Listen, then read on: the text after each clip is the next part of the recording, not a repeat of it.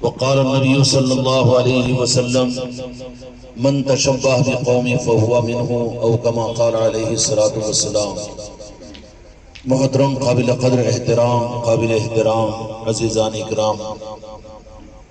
جس محفل کی نسبت پر ہم اور آپ یہاں پر جمع ہوئے ہیں، اس لیے کہ نسبتوں کی وجہ سے مقام اور قیمت اور قدر بڑھ جاتی ہے، تو جن کی نسبت کی مجلس ہے یہ یقینی بات ہے وہ مالک ہندوستان، قاصد رسول، شہزادے دو جہاں کے مالک محمد رسول اللہ اور آل علی اور اولاد علی اور مولا علی کے لخت جگر سید کائنات کے دلبر حضرت خواجہ خواجگان خواجہ معین الدین چشتی اجمیری رحمت رضوان کی نسبت کی محفل ہے، تو یقینی بات ہے کہ ان نسبتوں کی محفل پر آنے والے بھی باعظمت ہوتے ہیں۔ جب اللہ تبارک و تعالیٰ نے ہم کو اور آپ کو ان عظمتوں والی نسبتوں کی محفلوں میں پہنچانے کا فیصلہ کیا، تو اللہ تبارک و تعالیٰ اپنے قلب کے تھوڑا سا روح کو صحیح کرنے کی توفیق عطا فرمائیں کہ نوازش اللہ تعالیٰ کی طرف سے تو بے انتہا ہو، لیکن اس کی قدر اس کے مناسب اگر نہ ہو تو اللہ کی ناراضگی کا ذریعہ بن جاتا ہے۔ بالمقابل اس کے کہ جن کو اس طرح کے نظاموں کی توفیق نہیں یا ان نظاموں سے بہت دور ہے، مسئلہ ان کا اتنا اندھوکناک نہیں ہے، بالمقابل اس کے کہ یہ مجلسیں اللہ رب العالمین کے کرم اور اس کے محبوب کے نعلم پاک کے صدقے میں خواجہ خواجگان کی عطا کے طفیل میں سرزمین عادل آباد کے اوپر گلی گلی شہر شہر یہ محفلیں ہو رہی ہے۔ اب خواجہ خواجگان کا نام ایک زمانہ وہ تھا کہ صرف تاریخ کی کتابوں میں محدود تھا، اور ایک زمانہ آج سے 60-70 سال پہلے کا وہ تھا کہ جن کا جس ذات پاک کا نام صرف خانقاہوں میں ہوتا تھا یا اہل علم جانتے تھے، لیکن آج خانقاہ محمدی کے ذریعے سے آپ حضرات اس بات کو اچھی طرح سے جانتے ہیں، اور یہ مجلس اس بات کی عکاسی اور صداقت پیش کرتی ہے کہ ضرورت ہے کہ اس نام کو عمومیت اتنی دی جائے، گلی کوچے شہر مسجدیں خانقاہیں مکانات، اور جہاں پر چھت ہو اس کے نیچے یا پھر آسمان کے چھت کے نیچے پیڑوں کے اطراف میں،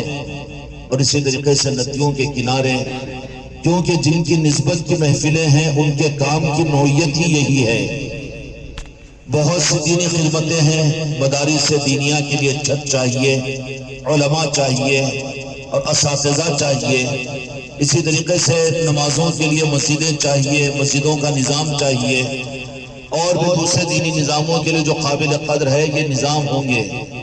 لیکن جس نسبتوں کے اوپر یہ مجلسیں منعقد ہو رہی ہے خانقاہ کے تحت میں،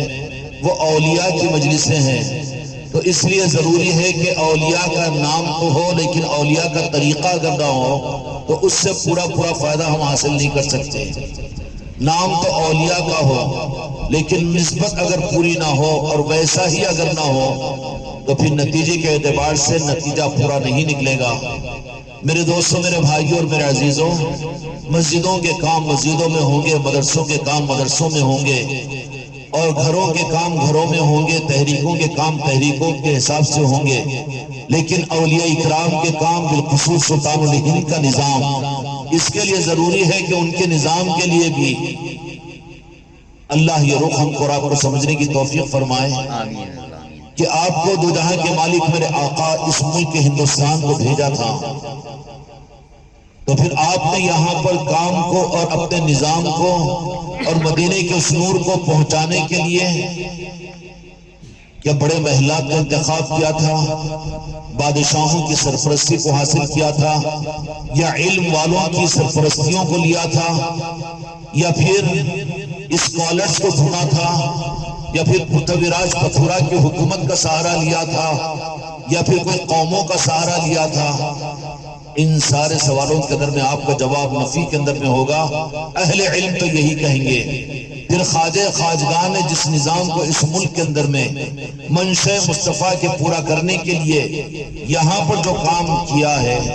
آپ میرے دوستوں میرے بھائیوں سرزمین ہندوستان پر تشریف لا کر سب سے پہلے تو درخت کے نیچے آپ نے قیام فرمایا۔ ہم ہم کام کو تو کہے غریب نواز کا کام، لیکن اصل اس نظام کو اگر بھول جائے تو وہ فائدہ ہم کو حاصل نہیں ہوگا۔ اگر ہم نے لیا غریب نواز کے نظام کو اور غریب نواز کے سلسلے کے کام کو کہا، لیکن نتیجہ کیا ہے کہ ہم اس کو مسجدوں کے چھت کے نیچے لا دیں، یا خانقاہوں کے چودیواریوں میں لا دیں، یا مکانوں کے دیوان خانوں میں، یا پھر مکانوں کے شہروں میں اگر بند کر دیں تو وہ فائدہ حاصل نہیں ہوگا۔ اگر یہی چیز ضروری ہوتی، اگر یہ مسجدوں کے اندر کا کام ہوتا، یا مدرسوں کے اندر کا نظام ہوتا، یا مکانوں کے اندر چلنے والا نظام ہوتا، تو یقینی بات ہے مدینے والے آقا، میرے آقا سلطان الہند کو سب سے پہلے پرتھوی راج پتھورا کو ایمان کی توفیق عطا فرماتے، اور غریب نواز کو راست وہ اپنے محل کے اندر میں لے کر چلا جاتا۔ لیکن اولیاء کا نظام یہ نہیں رہا۔ جو نظام عمارتوں کا محتاج ہے میں اس کا انکار نہیں کر رہا ہوں، مدارس چھت کے نیچے چلیں گے، مسجدیں چودیواریوں کے اندر میں چلیں گی، خانقاہیں چودیواریوں کے اندر میں اس کے تعلیمات ہوں گے، لیکن اولیاء کا نظام جو رخ سمجھ میں آ جائے تو پھر بہت بات آگے بڑھ جائے گی۔ اولیاء کا نظام نہ چھتوں کا محتاج ہے، نہ عمارتوں کا، نہ تخت و تاج کا، نہ تائید کرنے والے، نہ مصنفین کی کتابوں کا، اور نہ علم والوں کا، نہ عمل والوں کا، نہ مال والوں کا، نہ دولت والوں کا، نہ صلاحیت والوں کا، نہ قابلیت والوں کا۔ ان سب سے ہٹا ہوا ایک نظام ہے اولیاء کا۔ اگر یہ چیزیں کچھ ضروری ہوتی تو پھر سلطان الہند کے لیے مالک کائنات و جہاں کے مالک میرے آقا محمد رسول اللہ صلی اللہ علیہ وسلم انتظام فرما کر بھیجتے کہ جاؤ پرتھوی پتھورا کے خواب میں میرے آقا کی زیارت ہو جاتی، اور وہ ایمان قبول کر لیتا، خواجہ خواجگان تشریف لاتے، پہچان لیتا، اپنے لے جا کر دربار میں رکھ لیتا، محل میں رکھ دیتا، یا پھر عبادت گاہوں کے اندر میں رکھ دیتا۔ اور میں یہ بات کہہ رہا ہوں تو آپ کو تعجب بھی نہیں ہوگا، اس لیے کہ تاریخ چشتیہ کے اندر میں یہ بات موجود ہے کہ وہ غالباً اس ملک کے ہندوستان کے اوپر مغلوں کے حکمرانوں نے کئی مرتبہ اس ملک پر حملہ کیا اور ناکام لوٹتے رہے۔ اور خواجہ خواجگان کے زمانے کے اندر میں کون سا بادشاہ تھا؟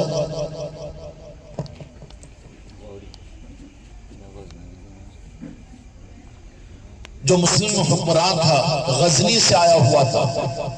اور آ کر اس نے یہاں پر 7 مرتبہ اور بعضی تاریخی روایتوں میں 17 مرتبہ اس نے یہاں پر قبضہ کرنے کی کوشش کی، لیکن ناکام لوٹا۔ واپس ہو رہا تھا اپنی فوج کے ساتھ اپنے علاقے اور ملک کے قریب تھا، ناکام لوٹ رہا تھا۔ تو جیسے ہی وہ آرام کر رہا تھا، سو رہا تھا، تو خواب میں یہ نظر آیا کہ لیٹا ہوا ہے اور تھک کر اور ناکامی کے صدمے کے اندر میں لیٹا ہوا ہے۔ تو اس نے یہ دیکھا کہ ایک چونٹی ہے جو درخت کی اونچائی پر چڑھنا چاہتی ہے، تھوڑی دور چڑھتی ہے، پھر گرتی ہے، پھر چڑھتی ہے، پھر گرتی ہے، اور کئی مرتبہ اس نے کوشش کی۔ اس کے بعد میں پھر وہ وقت آیا کہ وہ چونٹی اپنی منزل پر پہنچ گئی،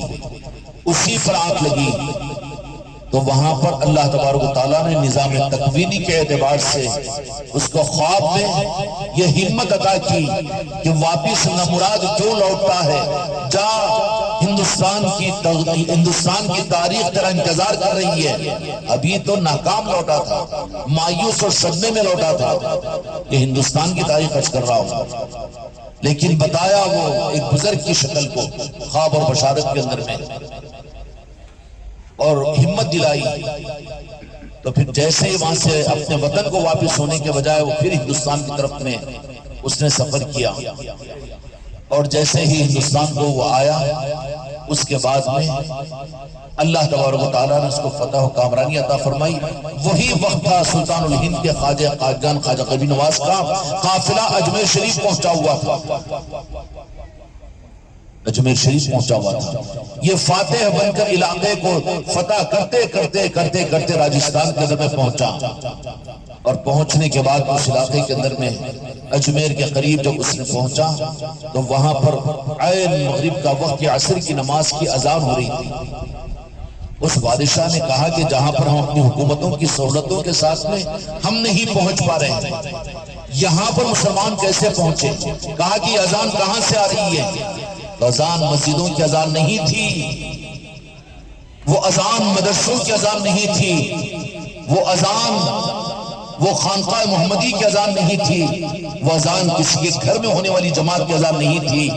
بلکہ سلطان الہند خواجہ قائدگان خواجہ غریب نواز ایک لبے سڑک بیٹھ کر، ایک درخت کے نیچے بیٹھ کر اذان دلوا کر، جیسے آپ لوگ آج کھلے آسمان کے نیچے لبے سڑک بیٹھے ہوئے ہوں،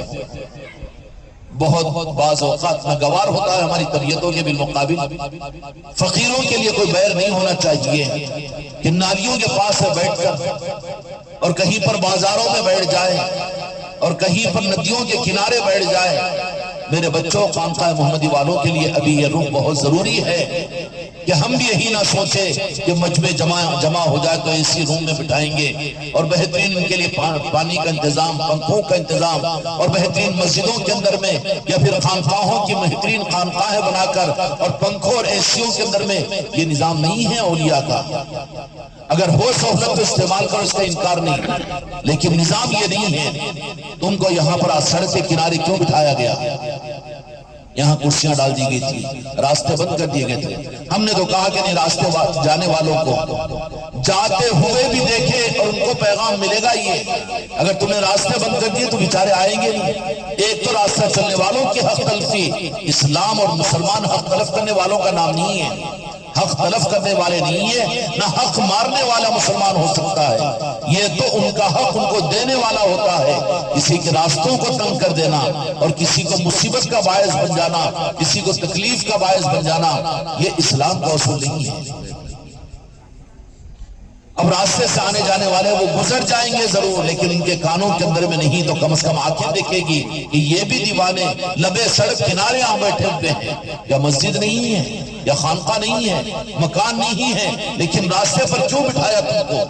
تم کہہ رہے ہو اپنے آپ کو چشتیہ سلسلے کے اور خانقاہ محمدی چوکھٹے غریب نواز کہہ رہے ہو، اور ہمارا دل تیار نہ ہو رہا ہو کہ ان مجلسوں کو ہم نالی کے بازو کرے، ہم تیار نہ ہو کہ ہم راستوں پر کرے، اور ہم کو اپنے ہی تحفظات کی وجہ سے ہم اگر اولیاء کے نظام کو اولیاء کے نظام کے مطابق میں اگر ہم نہ کریں تو پھر ہم کو حق نہیں ہے اولیاء کے نظام کو لے کر چلنے والے ہونے کا دعویٰ کرنے کا۔ یہاں پر کھلے آسمان کے نیچے نالی کے بازو آپ لوگوں کو کیوں بٹھا دیا گیا؟ خانقاہ بھی ہے، مکان بھی ہے، اندر بھی ہو سکتا تھا، لیکن 2 سال سے یہ بات عرض کی جا رہی تھی کہ یہ اہم مجلسیں جو ہوتی ہیں، ایک تو چھٹی شریف کی اور دوسرے 11ویں شریف کی،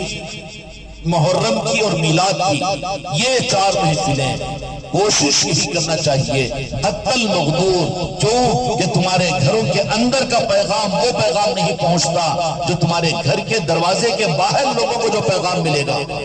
تمہارے دسترخوان پر کھا کر وہ پیغام کو نہیں لے سکتا، لیکن راستہ چلنے والا تم یہ سمجھ رہے ہو کہ وہ گھور کر دیکھ رہا ہے، لیکن جتنے آنکھوں کو وہ کھولے گا اتنا نور اس کے اندر میں داخل ہوگا۔ اولیاء کا نظام یہ ہوتا ہے، ہم اولیاء کے نظاموں کو بھی تحریک اور جماعتوں کے رخ پر لے کر چلے نہیں ہو سکتا۔ ہم یہ سوچنا شروع کر دیں کہ نہیں اپنی جگہ اپنا بگارہ کھانا، اپن پکاؤ اپنا کھانا، یہی تو اولیاء کا نظام نہیں ہے۔ یہ صرف چھٹی شریف کا اہتمام کر لینا، اپنے گھروں میں صرف مجلسیں کر لینا، اپنے گھروں کی برکت کے واسطے مجلسوں کو پکا لینا کھا لینا، یہ نظام نہیں ہے، بلکہ چشتیہ نظام کا مطلب یہ ہے کہ غریب نواز کا کرم ہے کہ وہ نظام بھی دیا، نظام کو نظام کا طریقہ بھی دیا۔ اگر اس کو تم بے ادبی سمجھ رہے تو میں تمہارے پیروں پر ہاتھ رکھنے کو تیار ہوں کہ مکان ہے، جگہ ہے، سہولت ہے، چھت ہے، کمرے ہیں، پنکھے، سب کچھ ہے، لیکن تم اپنے آئے ہوئے گھر کے مہمان کو گھر کے دروازے کے باہر نہیں بٹھاتے۔ میں معافی مانگتا ہوں تم سے، لیکن یہ رخ بتانا ہے کہ اولیاء کا نظام تو یہی ہے کہ تمہارے میرے نفس کے اوپر اس کا کوئی بوجھ نہ پڑے، اور پھر اس کے اندر میں ہم یہ سوچنا شروع کر دیں کہ کیوں ایسا، یہ بھی کیا چیز ہے، یہ بھی کوئی تحریک ہے کیا، یہ بھی کوئی فرقہ ہے کیا؟ خدا کی قسم خانقاہ محمدی کا فرقہ نہیں ہے، بلکہ غریب نواز کی غلامی کا نام خانقاہ محمدی ہے۔ اگر اس کے علاوہ کچھ اور ہو، بالکل ہمارے لیے کوئی چیز قابل قبول نہیں ہے، کوئی فرقے کی، کوئی طبقے کی اور کوئی اور طریقے کی، لیکن جہاں غریب نواز کا نظام ہے، ہم وہاں پر تو سرنگو ہو جائیں گے، وہ طریقہ ہمارے لیے آخری حجت ہے۔ تو خواجہ خواجگان کو دو جہاں کے مالک ہندوستان کو بھیجے، تو جب وہ غوری کا نام یا بادشاہ کا نام بھول رہا ہوں میں، اس کو جب بھیجا، وہ جب اجمیر کے اندر میں آیا، جیسے ہی اجمیر شریف میں آیا تو مغرب کا وقت عصر کی اذان ہو رہی تھی، کہا کہ یہاں پر کوئی مسلمان، ہم تو تصور نہیں کر سکتے تھے، بھاگتے ہوئے ڈھونڈتے ہوئے آیا، اور وہ بھی مسلمان ہی تھا۔ وضو کیا، وضو کرنے کے بعد میں آ کر جماعت میں مل گیا، اور جیسے ہی جماعت کو پورا کیا اور سلام جب پھیرا ہے، خواجہ جی سلطان الہند کی امامت میں تھا وہ، اور جیسے ہی سلام پھیرا اور پھیر کر بشارت میں جو بات کہی گئی تھی کہ کیوں نا امید ہو کر واپس جا رہا ہے، آجا ہندوستان کو، ہم تجھے ہندوستان عطا کریں گے، ہندوستان کی راجستھان کی حکومت تجھے عطا کریں گے، دہلی کا تخت تجھے دیں گے۔ اولیاء دیتے ہیں، اللہ دلاتا ہے اولیاء کے ذریعے سے، مگر جن کو دلاتا ہے ان کو اللہ دیتا بولنا، تو پھر اللہ کو ناگوار گزر جاتا ہے۔ کچھ کو جس کے ہاتھ سے ملا انہی کو کہے کیوں حجاب کر رہا ہے۔ بیگم اگر کہہ دے کہ نہیں میرے کو اللہ پالتا، تو پھر رمضان کی ساڑی نہیں لے جائیں گا، نہیں لینا، اللہ سے تو غصہ آئے گا کہ نہیں آئے گا اس کو، لیکن شوہر اس کا محرم اس سے مانگ سکتے ہیں۔ تو کہو مسلمانوں کے محرم اللہ کے جو محرم ہیں، اللہ کے محرم دوست ہوتے ہیں، اور دوست بتاؤ قرآن پاک میں کس کو کہا ہے؟ کس کو کہا ہے؟ اولیاء کو۔ الا ان اولیاء اللہ لا خوف علیہم ولا هم يحزنون، قرآن پاک کیا آیت ہے؟ تو وہ تو اس کے محرم اور اس کے دوست تھے، اور وہ ان کے ذریعے سے دنیا کو دلاتا ہے۔ کیا کرتا ہے؟ دلاتا ہے۔ فرشتے ملک الموت کو اللہ نے روح کے لینے کی، نکالنے کی خدمت کی، تو پھر یہ عقیدے کے خلاف نہیں ہے کہ روح کون نکالتی، تو مولانا بھی کہے گا، پیر بھی یہ کہے گا ملک الموت نکالتی، ارے اللہ نکالتی، اور اللہ کر نکالتا۔ اب یہ کہے کہ نہیں، میں تو میری روح تو اللہ ہی نکالنا۔ اولین اور آخرین کے در میں صرف ایک ذات ہے کہ جن کی روح مقدس کو اللہ تبارک و تعالیٰ نے ملک الموت کے ذریعے سے بھی نہیں، بلکہ خود رب العالمین نے خود خدائی ہے پنجتن پاک کی، خدا ان کا، خدائی ان کی۔ پنجتن پاک کا عقیدہ بھی تو مسلمانوں کے ایمان سے نکال کر پھینک دیا گیا۔ تم کیا کہتے ہو سید کائنات کیا شیعہ ہے کہ رافضی ہے؟ ارے پاگل، تو کہاں کا مسلمان ہے؟ مولا علی کہتے ہو، امام حسن و امام حسین کہتے ہو، یہ تو پنجتن پاک ہے، یہی وہ پاک ہے جو کائنات کی جان ہے، یہی ہے جن کے لیے اللہ تبارک و تعالیٰ نے کائنات کا نظام دے دیا۔ اب وہ قیامت تک چلانے کی ذمہ داری پنجتن پاک کے حوالے ہے۔ تو ملک الموت نکالتی روح بولنا صحیح ہے حدیث پاک کے مطابق میں، یا اگر میں کہوں کہ ملک الموت نکالتی ہے تو تم آ کے میری گردن پکڑ لے رہا نا کہ شرک کر رہے تم، اللہ نکالتا روح کو، اللہ پیدا کرا میرے کو، اللہ پیدا کرا۔ تو انہوں رسید پھاٹنے والی مولانا کیا بولتے؟ والد کا نام بولو تو اللہ بول دو۔ اصولی بات ہے نا، اللہ چلا، اللہ ہی اللہ ہر جگہ، یہاں اللہ چل رہا۔ اسباب کا نظام ہے اللہ تبارک و تعالیٰ کا، اس کا قانون مت کاٹو اللہ کے لیے، اللہ ناراض ہوتا ہے۔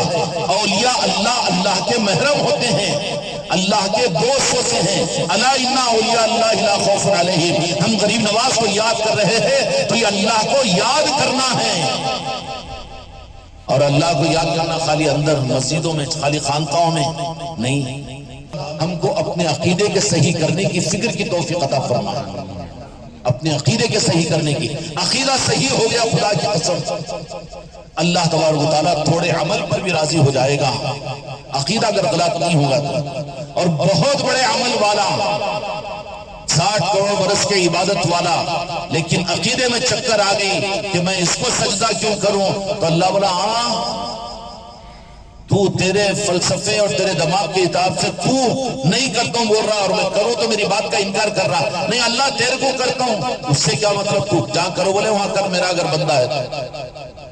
نہیں۔ اولیاء کی تعظیم کرو، اولیاء کی محبت کرو، اولیاء کو یاد کرو، ان کی محبتوں کو اپنے دل میں پیدا کرو، یہی اپنے عقیدے کے صحیح ہونے کی دلیل ہے۔ تو پھر اللہ تبارک و تعالیٰ جب دو جہاں کے مالک میرے آقا نے جب خواجہ جی کو ہندوستان کو بھیجا، تو پھر یہ بھی تو کروا دیا تھا نا کہ کون آیا اس کے خواب کے اندر میں ایک بزرگ ہے اور انہوں نے کہا کہ کیوں ناراض ہو کر واپس جا رہا ہے، چل ہندوستان کو واپس پلٹ، ہم تجھے ہندوستان اور راجستھان دیں گے، دلی کا تخت تجھے دیں گے۔ اب پہلوان بن کے اٹھا خواب اور نیند کے اندر سے۔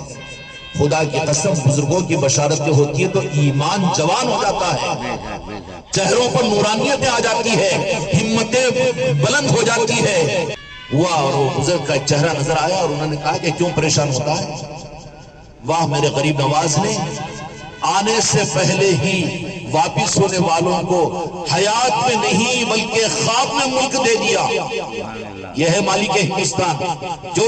مدینے سے کہہ کر بھیجا جا رہا ہے کہ ہم نے تمہیں ہندوستان کا مالک بنا دیا، تو اب وہ مالک ہے چاہے جس کو دے دے۔ تو آنے کے بعد میں نہیں راجپوت راجستھان کو، بلکہ آنے سے پہلے ہی وہ غزنوی کو کہا کہ ہم دیتے آ جاتے، پھر بھی نہیں مانیں گے سلطان الہند کو، مالک ہندوستان۔ تو غریب نواز کو یہ سب کچھ بھی نہیں دیا تھا، اور آپ کو جس مزاج کے ساتھ میں یہ راس دو جہاں کے مالک میرے آقا کا دیا ہوا نظام ہے کہ جاؤ اور جا کر جہاں پر موقع مل جائے، یہ مت سوچو کہ لوگ تمہاری قدر کریں، تم کو چھت ملے، تم کو مسجدیں ملے، تم کو خانقاہ ملے، نہیں، بلکہ جہاں بیٹھو وہیں پر حق کو پھیلاؤ۔ تو اس کے مطابق میں خانقاہ والوں کے لیے بھی ضروری ہے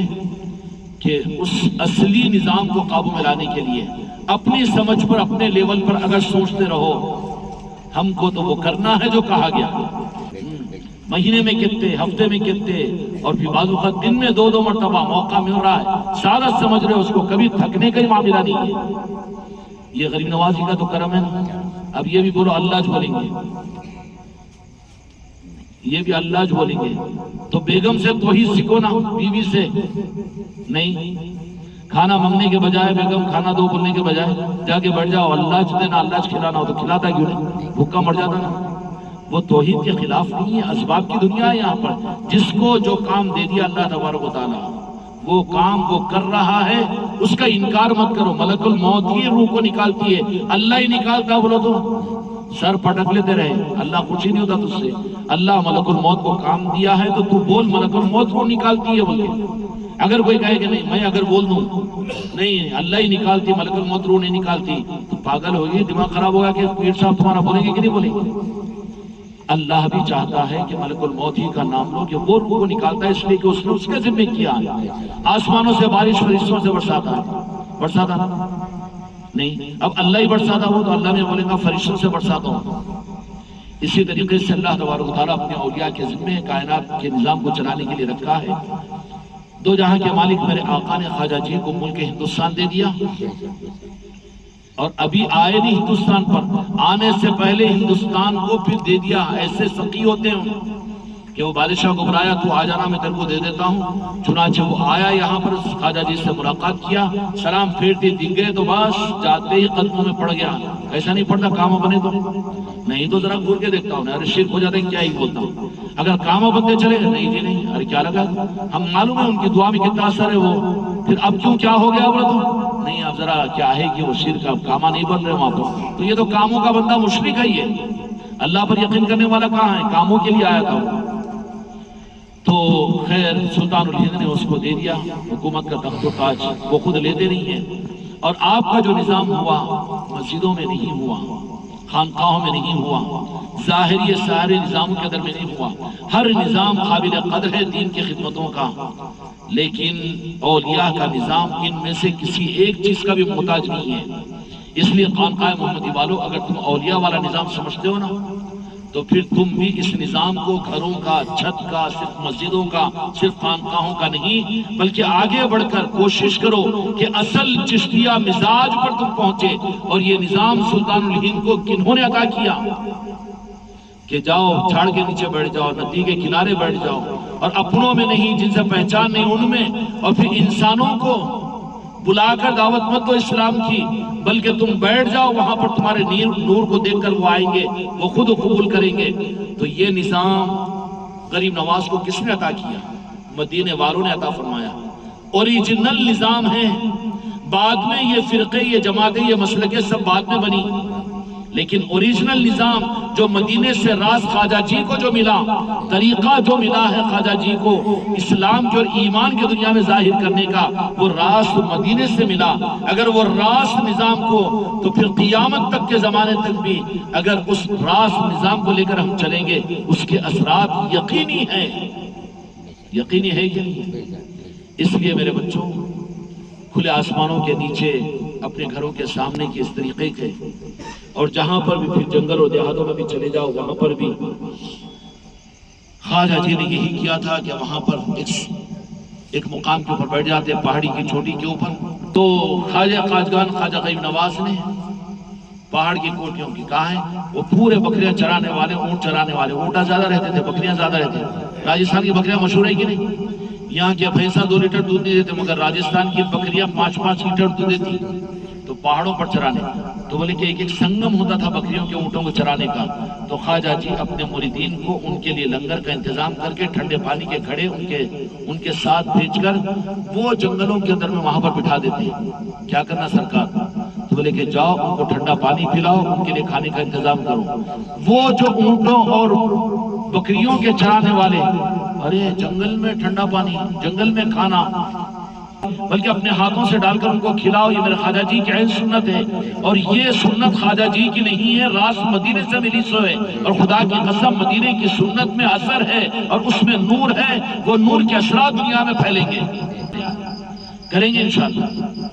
اللہ تبارک و تعالی ہم کو اور آپ کو خواجہ خواجگان کی پوری سنتوں پر عمل کرنے کی توفیق عطا فرمائے۔